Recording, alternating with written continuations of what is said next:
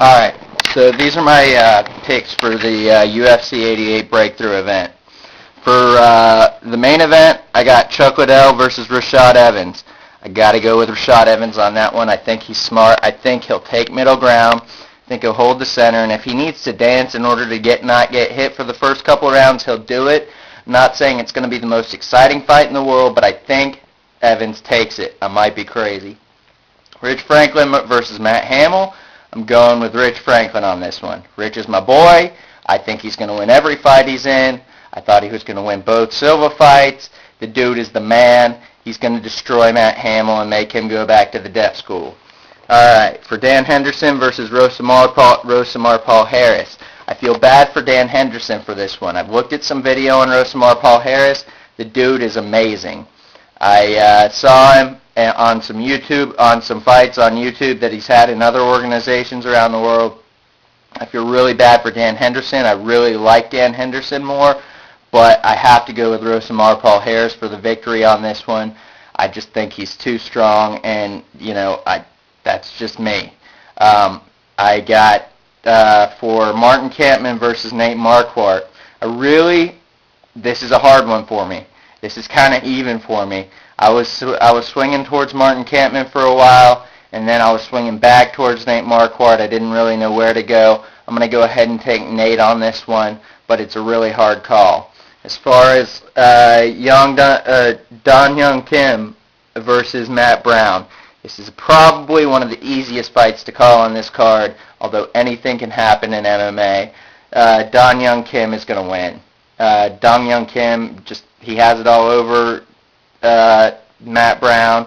He's going to go into this one. He's going to handle Matt Brown. I feel sorry for Matt Brown. He's a badass, and he's really cool. Seems like a really nice guy, but he's about to get owned. He's just a step for Don Young Kim to get where he needs to go in the 170-pound weight division.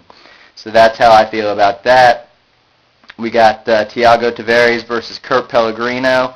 That's going to be another hard fight to call. I was swinging towards Tavares, and I don't know. I like Batman. He has a good chance.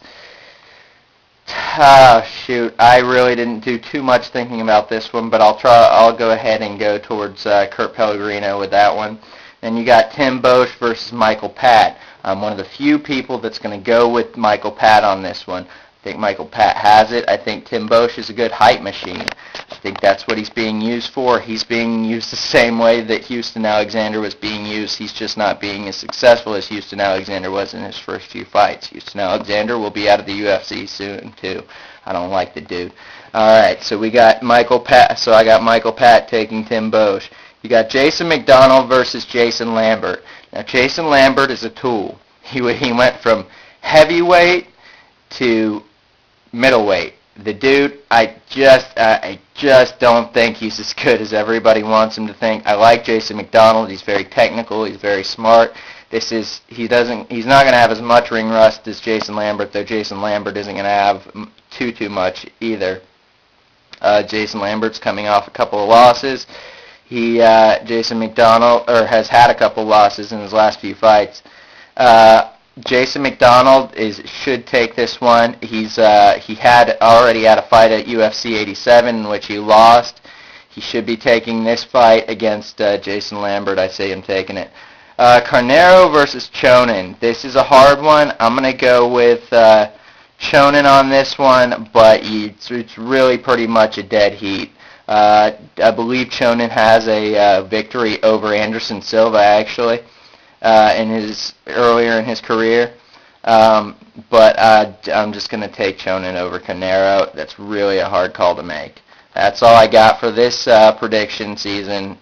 Wait till next month or the next MMA event, and I'll give you my thoughts on that. I might be losing this one bad on my picks.